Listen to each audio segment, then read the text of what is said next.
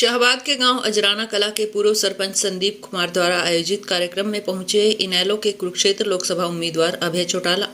लोकसभा चुनाव की तारीख जैसे जैसे नजदीक आ रही है, सभी पार्टियों के प्रत्याशी लगातार टूर कर लोगों के बीच जा रहे हैं। ऐसे में आज इंडियन नेशनल लोकदल के कार्यकर्ता शाहबाद के गांव अजराना कला के पूर्व सरपंच संदीप कुमार की ओर से जनसभा का आयोजन किया गया, जिसमें इनेलो के राष्ट्रीय अध्यक्ष एवं कुरुक्षेत्र लोकसभा से उम्मीदवार अभय चौटाला पहुंचे। कार्यकर्ताओं द्वारा उनका जोरदार स्वागत किया गया। इस मौके पर गांव अजराना के पूर्व सरपंच संदीप कुमार की ओर से समृद्धि चिन्ह देकर उनका स्वागत किया गया। आज कुरुक्षेत्र लोकसभा को में चौधरी अभय सिंह चौटाला के शाहबाद हल्के में 10 गाँव के प्रोग्राम थे। उन प्रोग्रामों के साथ साथ मेरे गांव अजराना कला में भी चौधरी अभय सिंह चौटाला जी का प्रोग्राम था। और जिस प्रकार लोग अभय सिंह चौटाला जी के प्रोग्राम में आ रहे हैं, उस हिसाब से मुझे ऐसा लगता है नवीन जिंदल जी और सुशील गुप्ता जी बहुत भारी मतों से हारेंगे और चौधरी अभय सिंह चौटाला जी बहुत मतों से जीतेंगे, क्योंकि चौधरी अभय सिंह चौटाला जी ज़मीन से जुड़े आदमी हैं। और ये दोनों सुशील गुप्ता और नवीन जिंदल एक व्यापारी हैं जिनका हरियाणा से कोई नाता नहीं है। तो जिस प्रकार की गाँव का दौरा किया और मैंने देखा कि चौधरी अभय सिंह चौटाला जी को मन से पसंद करते हैं और उनके साथ मिलकर ये इलेक्शन लड़ना चाहते हैं और उनको जितवाने के लिए तैयार हैं। किसान आंदोलन बार इस्तीफा देने के बाद वो किसानों को हालांकि दोबारा से चुनाव जीते। बिल्कुल, इसमें कोई भी किंतु परंतु नहीं है। किसानों के को लेकर ही अभय सिंह चौटाला जी ने इस्तीफा दिया था और उनको उसके बाद ऐलनाबाद से चुनाव जीते। और ये दोनों नवीन जिंदल और सुशील गुप्ता तो व्यापारी हैं। सच्चाई में माना जाए चौधरी अभय सिंह चौटाला ही किसानों के साथ हमेशा के साथ जुड़े हुए हैं और ये किसान पुत्र हैं। किसानों की लड़ाई लड़ते हैं, हमेशा जहाँ भी जाते हैं किसानों की बात करते हैं। तो जिस प्रकार मैं देखता हूँ चौधरी अभय सिंह चौटाला जी के दादाजी चौधरी देवीलाल भी किसान मसीहा थे, चौधरी देवीलाल भी ओम प्रकाश चौटाला भी। उसी प्रकार पिछले किसान आंदोलन में चौधरी अभय सिंह चौटाला ने किसानों को लेकर इस्तीफा दिया, ऐलनाबाद से दोबारा चुनाव लड़ा और जीते। और जब भी किसानों पर किसी प्रकार की कोई विपत्ति आती है तो चौधरी अभय सिंह चौटाला हमेशा उनके साथ खड़े रहते हैं और कभी भी पीठ नहीं दिखाते। तो इस प्रकार मैं मानता हूँ कि जितने भी किसान हैं हमारे कुरुक्षेत्र के या हमारे हरियाणा के चौधरी ओम प्रकाश चौटाला के साथ, अभय चौटाला के साथ इंडियन नेशनल को वोट देंगे और अभय सिंह चौटाला जी को जिताएंगे।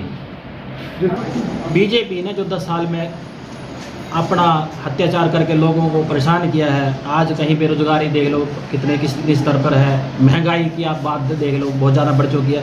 आज लोगों के कहीं रास्ता नहीं है और अब लोग सिर्फ यही देख रहे हैं भी जो जनता के हितों की बात करे, किसानों के हितों की बात करे, गरीबों के हितों की बात करे। वो चौधरी देवीलाल जी के पोते अभय चौटाला जी हैं, तो अभय चौटाला जी के साथ ही जनता जाएगी और उनको जितवाएगी। और जो ये बीजेपी है, बीजेपी का तो अब विरोध क्या, जो इनके जूते लगने का टाइम आ चुका है। अब ये कहीं भी जाएं, हर एक गाँव में के लोग इनके विरोध में खड़े हैं। 10 कुछ भी नहीं किया। बीजेपी 4 ये सारा मीडिया, ये सारा सोशल मीडिया इनके साथ मिला हुआ, इनके साथ मिली भगत में है। ये मात्र सिर्फ सोशल मीडिया पे नारा है, जमीनी स्तर पे तो ये 150 पार करके दिखाए। अभी चुनाव आ जाएगा, आप 4 जून को देख लेना, रिजल्ट आपके सामने आएगा। ये 150 पार करके दिखाए, ऐसा नहीं है। अभी ये सिर्फ इनका प्रोपगंडा है, इस प्रोपगंडे के अलावा कुछ नहीं है। बस नवीन बेदी की बात करें, कृष्ण बेदी भी आप देख लो हमारे शाहबाद में इस प्रकार के। क्या ऐसे व्यक्ति को वोट दोगे क्या?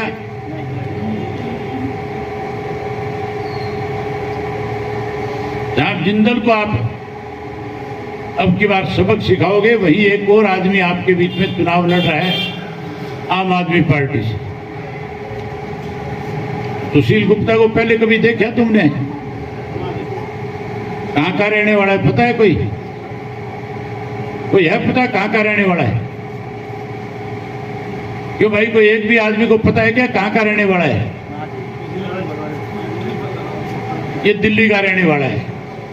राज्यसभा का दिल्ली से मेंबर था 5 साल के लिए। हरियाणा प्रदेश के अंदर अनेक एजिटेशन चले, अनेक दिक्कत और कठिनाई लोगों के बीच में आई। एक दिन भी राज्यसभा में हरियाणा का कभी जिक्र तक नहीं किया, नाम तक नहीं लिया।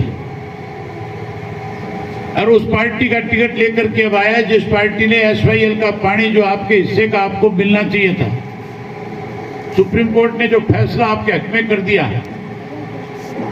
35 लाख एकड़ फुट पानी आपको मिलना था, 35 लाख एकड़ की सिंचाई होनी थी। पंजाब में आप पार्टी का राज है, आप पार्टी वालों का फैसला है। बिकवाते हैं और मजबूरी में विदेश जा रहे हैं। अब मोदी जी कहते हैं मेरी गारंटी पे वोट दे दो। एक नया नारा दे दिया, मोदी की गारंटी। खुद भी भाषण देता है तो भाषण में कई बार ये बात कहता है, ये मोदी की गारंटी है, ये मोदी की गारंटी है। ये नहीं बताते मोदी जी भी गारंटी किस बात की है, ये भी नहीं बताते मैंने 10 साल में पहले क्या किया।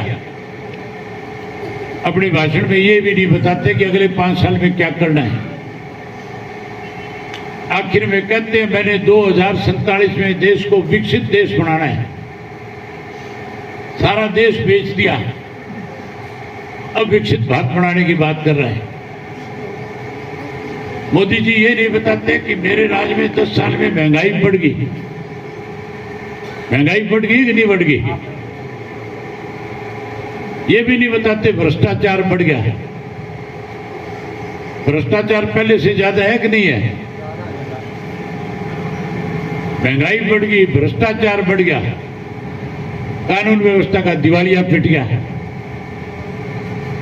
नशा बढ़ गया, अपराध बढ़ गया, बेरोजगारी बढ़ गई, किसान दुखी कर दिया, मजदूर दुखी कर दिया, व्यापारी कर्मचारी भी सरकार को बदलना चाहते हैं। आप भी बदलना चाहते हो कि नहीं बदलना चाहते? बदलना चाहते हो तो दोनों हाथ खड़े करो मेरे साथ कि बदलना चाहते हो, और बोल के कहो कि सरकार बदलना चाहते हैं।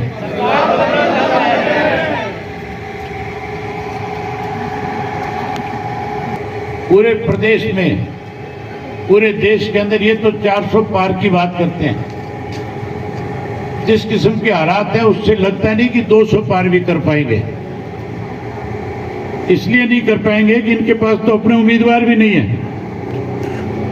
ये तो उम्मीदवार भी किराए पे लेकर के आए हैं, उधार में लेकर के आए हैं। ये जो बीजेपी का भी यहां उम्मीदवार है, ये पहले कांग्रेस में था कि नहीं था? कौन सी पार्टी में हुआ करता है? पहले कांग्रेस में था। ये पहले तो इसको ईडी से डराया, इससे चंदा लिया, और चंदा लेकर के फिर इसको दोबारा डंडा दिखाया। ईडी वालों को फिर इसके घर भेज दिया, कहने लगे या तो बीजेपी ज्वाइन कर ले, और नहीं करेगा तो जेल के अंदर ठोकेंगे तेरे को। डर के मारे इसने बीजेपी ज्वाइन कर ली, और जैसे ही बीजेपी का पटका पहना, साथ के साथ टिकट हाथ में पकड़ा दी कि जा कुरुक्षेत्र से चुनाव लड़। ये तो लड़ना ही नहीं चाहता था, इनका तो पारिवारिक फैसला था चुनाव नहीं लड़ेंगे। और कुरुक्षेत्र से इसलिए नहीं लड़ना चाहता था कि अगर कुरुक्षेत्र की जनता के बीच में जाऊंगा तो किस मुंह से जाकर के वोट मांगूंगा, क्या कहूंगा मैं 10 साल आपको छोड़ करके चला गया था, क्या कहूंगा कि मैंने किस तरह से आपके बीच में झूठ बोल करके आपका वोट लिया था। जब ये कांग्रेस के टिकट पे चुनाव लड़ता था तो कहता था कारखाने लगाऊंगा, कहता था मेडिकल कॉलेज बनाऊंगा, और तब ये भी कहता था कि आपके लिए बच्चों की पढ़ाई में अच्छी शिक्षा मिले, इसके लिए यूनिवर्सिटी बना करके दूंगा। ये बातें नवीन जिंदल कहता था कि नहीं कहता था? कारखाना लगाने का समय आया तो रायपुर चला गया, छत्तीसगढ़ में।